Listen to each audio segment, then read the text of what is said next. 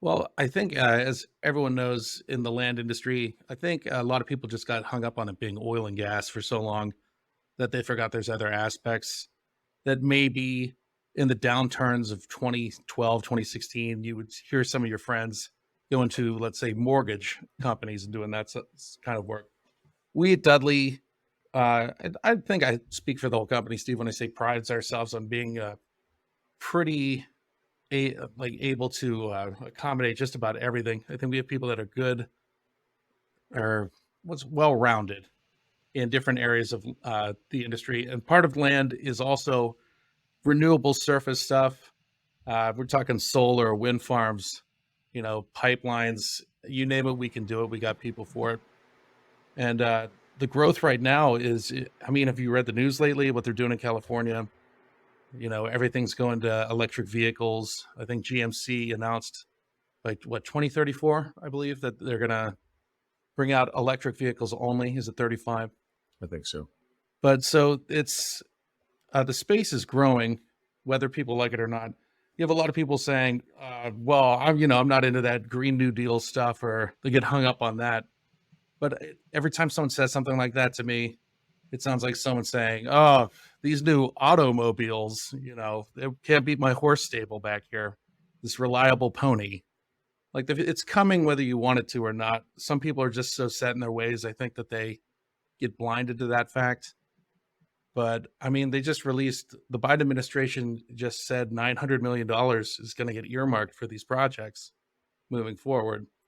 So some people may not like that reality, but it is a reality. And I think I can't imagine an area right now that has a higher growth uh, projection than renewables in the land industry. That's my hot take. Yeah, I would agree. I mean, remember when we got into the oil and gas drilling, in Pennsylvania alone, uh, drilling's been going on since the mid 1800s. But for 60, 70 years, the same guy would come back every 5 years, give you $1 to re-sign your lease. Nothing ever happened. And then all of a sudden, boom, Marcellus hits.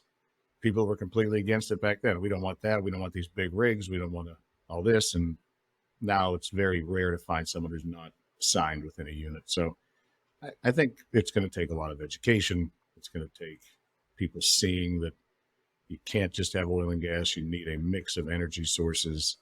And unfortunately, I think during the wintertime, that's going to showcase itself. Maybe not as much here in America. It has before, right? In Texas last year. But I think the mainstream America is going to see Europe without a lot of power this winter and go, crap, what are we going to do? Maybe we actually have to get on board with alternative sources. I think that's going to be, unfortunately, very, very apparent this winter. I think not to get too geopolitical, I believe that the entire Russian strategy at this point is to just turn off the taps. And because the EU has solely went to gas and oil, Germany shutting down almost all of their nuclear power plants.